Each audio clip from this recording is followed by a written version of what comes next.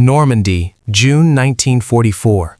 The Atlantic Wall, Hitler's supposedly impregnable coastal fortress, stretched across the French coastline in a network of reinforced concrete bunkers, machine gun nests, and artillery positions. British engineers faced the brutal reality. Conventional explosives that could demolish buildings barely scratched these fortifications. Artillery bombardments consumed thousands of shells to achieve minimal damage. Infantry assaults against intact bunkers resulted in catastrophic casualties. Captain Thomas Mitchell of the Royal Engineers approached a German pillbox that had pinned down his infantry company for 6 hours. The bunker's walls were 2 meters of steel-reinforced concrete designed to withstand direct artillery hits. Machine gun fire poured from the firing slit, cutting down anyone who approached within 50 meters. Mitchell carried something new, a conical device weighing just 4 kilograms, looking almost comically simple compared to the massive bunker it was meant to destroy. The beehive charge, officially designated as a shaped demolition charge, utilized physics that seemed like magic, a hollow cone lined with copper that focused explosive force into a superheated jet capable of penetrating armor and concrete that would stop conventional explosives cold. Working under covering fire, Mitchell's team crawled to the bunker's rear wall, placed the charge with its cone facing the concrete, connected the detonator, and withdrew. The explosion was surprisingly modest, more of a sharp crack than the thunderous blast of conventional demolitions. But when the smoke cleared, there was a hole through 2 meters of reinforced concrete, a perfectly circular penetration about 15 centimeters across, drilled completely through the wall as if by a giant drill bit. The German crew inside was dead or incapacitated, not from the explosion itself, but from the copper jet and concrete fragments that had filled the interior like shrapnel. The machine gun fell silent. The infantry advanced. A fortification that had resisted hours of artillery fire was neutralized in seconds by 4 kilograms of properly shaped explosive. This is the story of the shaped charge and how British engineers harnessed physics to turn small explosives into bunker-killing weapons that changed the mathematics of fortress warfare. Let's go back to 1942. British military planners were preparing for the eventual invasion of Europe, studying German fortifications and calculating the costs. The Atlantic Wall represented the most extensive defensive construction in history, thousands of concrete bunkers, each designed to withstand sustained bombardment. Breaking through these defenses using conventional methods would require enormous expenditure of ammunition, time, and most critically, lives. Conventional high explosives dispersed their energy in all directions, a spherical blast wave that became weaker with distance. Against massive concrete structures, this meant most of the explosive force was wasted, radiating harmlessly into the air and ground. Only a fraction of the energy actually damaged the target. Destroying a substantial concrete bunker required either massive explosive charges impractical for infantry to carry or sustained bombardment consuming hundreds of artillery shells. British weapons researchers were aware of a curious phenomenon called the Monroe effect, discovered accidentally by American scientist Charles Monroe in 1888. Monroe had noticed that explosives with hollow cavities on one surface created strangely focused damage patterns, the blast somehow concentrated in the direction opposite the cavity. For decades, this was merely a scientific curiosity, with no practical applications. Swiss physicist Henry Mohaupt had developed the effect into a practical weapon in the late 1930s, creating shaped charge anti-tank weapons that focused explosive force into penetrating jets. When Germany invaded France, British engineers captured some of these weapons and immediately recognized their revolutionary potential. The same physics that let shaped charges penetrate tank armor could breach concrete fortifications that conventional explosives couldn't touch. The shaped charge worked through physics that seemed counterintuitive.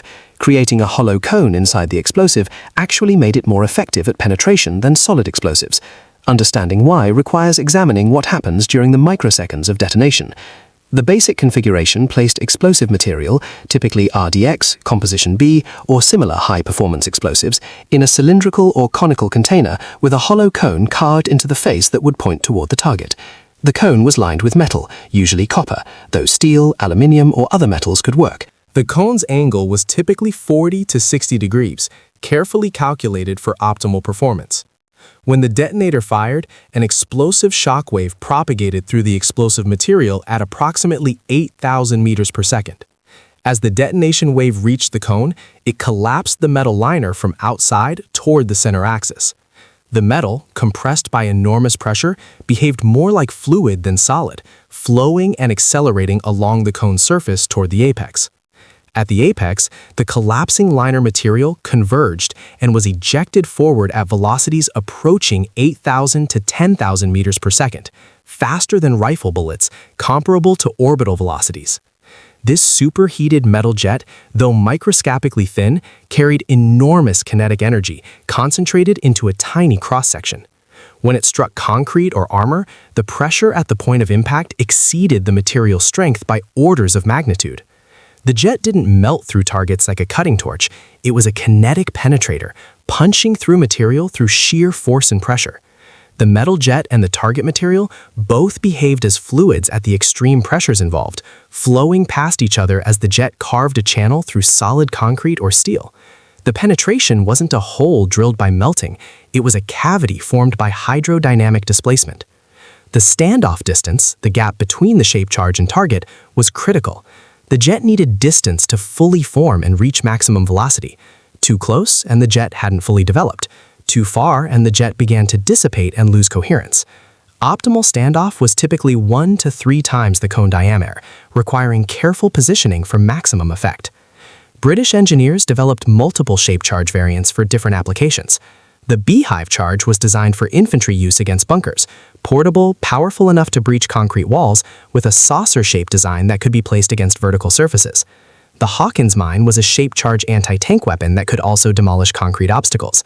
Larger versions were created for demolition of bridges, tunnels, and heavily reinforced structures.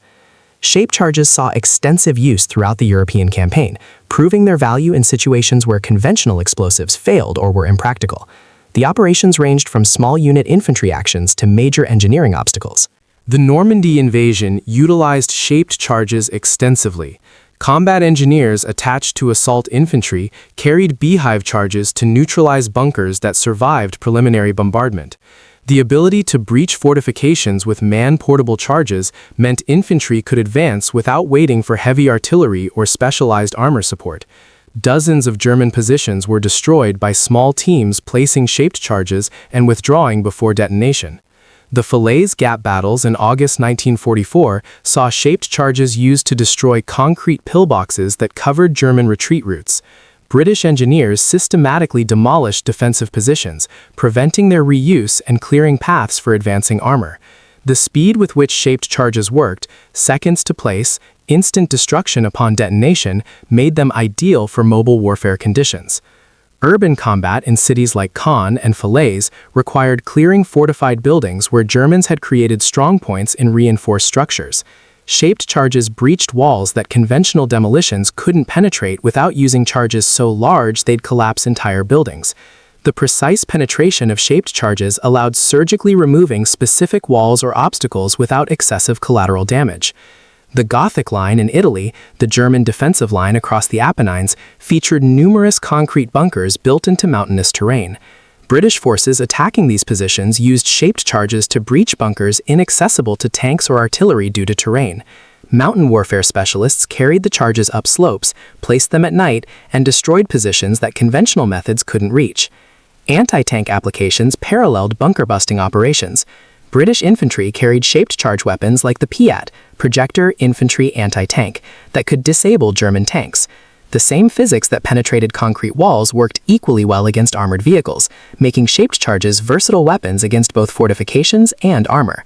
Bridge demolition utilized large shaped charges to cut steel structural members that conventional explosives struggled to sever.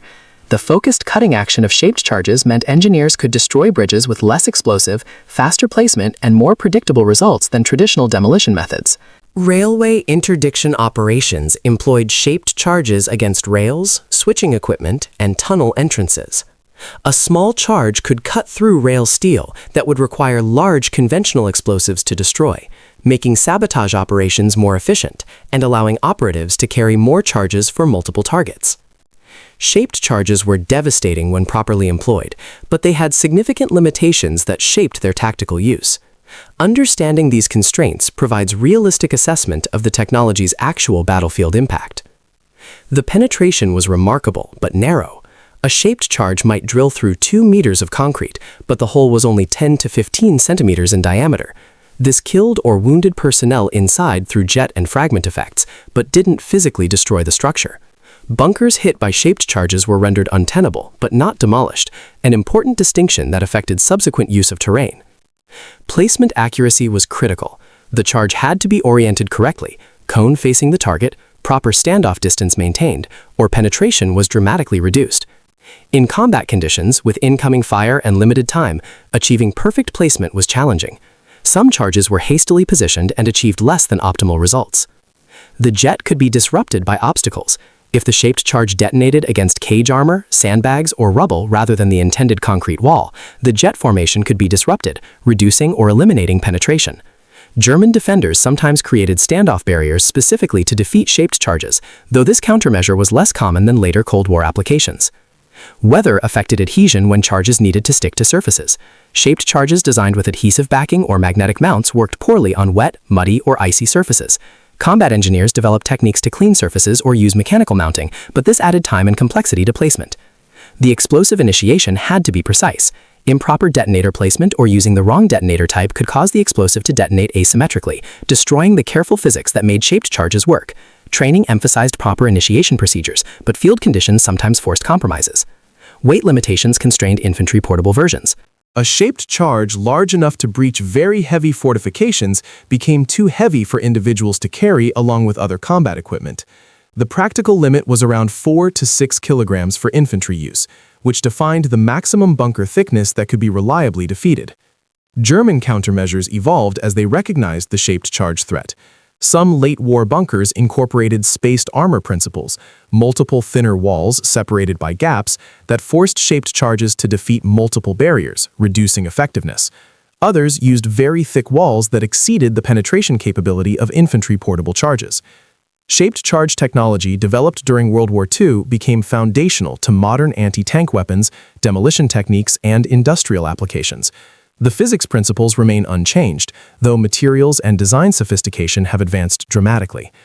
Military-shaped charges evolved into the primary anti-tank technology worldwide.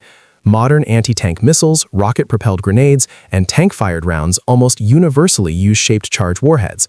The penetration that was revolutionary in 1944, able to defeat 2 meters of concrete, is now sufficient to penetrate the frontal armor of main battle tanks, though modern reactive armor and composite defenses present new challenges. Explosively formed penetrators, or EFPs, represent an evolution of shaped charge principles. Instead of forming a jet, these devices form a solid slug of metal projected at lower velocity but with greater mass, effective at longer standoff distances. EFPs became infamous as components of improvised explosive devices in Iraq and Afghanistan, demonstrating that World War II physics remains lethal in 21st century conflicts. Commercial applications adopted shaped charge technology for oil well perforation, controlled demolition, and metal cutting. Oil field-shaped charges create channels through well casings and rock formations to enhance petroleum extraction. Demolition-shaped charges precisely cut steel structural members during controlled building demolitions, using the same physics that destroyed German bunkers. Spacecraft and satellite separation systems use shaped charges to cut connecting structures during staging sequences. The reliability, predictability, and independence from atmospheric conditions make shaped charges ideal for aerospace applications, where explosive bolts or cutting must function perfectly in vacuum. Mining and quarrying operations occasionally employ shaped charges for precise rock cutting, though more conventional explosives remain dominant due to cost considerations. The precision of shaped charge cutting is valuable in specific applications where collateral damage must be minimized. Military doctrine worldwide recognizes shaped charges as standard infantry anti-fortification weapons. Modern armies issue shaped charge munitions to combat engineers and infantry units, accepting the World War II British innovation as foundational to breaching operations. NATO standardization includes shaped charge specifications, ensuring interoperability across Allied forces. Museums display World War II shaped charges as artifacts of weapons technology evolution. The Imperial War Museum, Royal Engineers Museum, and military collections worldwide preserve examples, often with cutaway models that reveal the cone liner and explosive configuration. Interpretive displays explain the physics, though simplified for general audiences. The shaped charge looked deceptively simple: a cone of metal, some explosive, a detonator. Soldiers unfamiliar with the physics sometimes dismissed them as too small, too light to be effective against massive concrete bunkers. They were wrong. The shaped charge proved that proper application of physics could focus explosive force in ways that made small charges perform like much larger ones. British engineers didn't invent the shaped charge. That credit belongs to earlier researchers. But they recognized its potential, refined it for military use, manufactured it in quantities that equipped entire armies, and deployed it in operations that broke through fortifications designed to be unbreakable. The technology worked, and it saved lives by reducing the time and resources needed to overcome German defenses. For soldiers facing bunkers that conventional weapons couldn't destroy, the shaped charge was liberation. It meant they didn't need to wait for massive artillery bombardments or specialized engineering equipment. A few kilograms of properly configured explosive, correctly placed, would breach walls that had seemed impenetrable. That psychological shift, from helplessness to capability, mattered as much as the physical penetration. The Germans built the Atlantic Wall expecting it to stop invasions for weeks or months, buying time for reserves to counterattack and throw allies back into the sea. Shaped charges helped collapse that timeline from weeks to days, from days to hours, from hours to minutes in some cases. Fortifications that should have delayed advances instead became temporary obstacles, bypassed or destroyed almost as quickly as infantry encountered them. So why did this British explosive-shaped charge blast through Nazi bunkers? Because British engineers harnessed the Monroe effect and turned it into a practical weapon. Because the physics of shaped charge formation concentrated explosive force into jets moving at velocities that turned solid materials into fluids. Because soldiers learned to place these charges correctly and trust the physics to work, even when intuition said something so small couldn't possibly work. The shaped charge revolutionized bunker warfare by making every concrete fortification vulnerable to infantry portable weapons. The mathematics changed. Bunkers became tactical obstacles rather than strategic barriers, breakable by small teams rather than requiring divisions with massive fire support. That transformation didn't win the war alone, but it contributed meaningfully to Allied victory by enabling faster advances with fewer casualties. Sometimes the most powerful weapons aren't the biggest or most complicated. Sometimes they're the ones that understand physics better than their targets understand defense. The shaped charge understood that focus beats dispersion, that precision beats power, and that a small jet moving fast enough penetrates what large explosions merely scratch. From shaped charges to rebreathers to limpet mines, World War II weapons reveals how British engineers turned scientific principles into battlefield advantages. Subscribe now for more incredible stories of innovation that changed warfare through physics, chemistry, and brilliant engineering.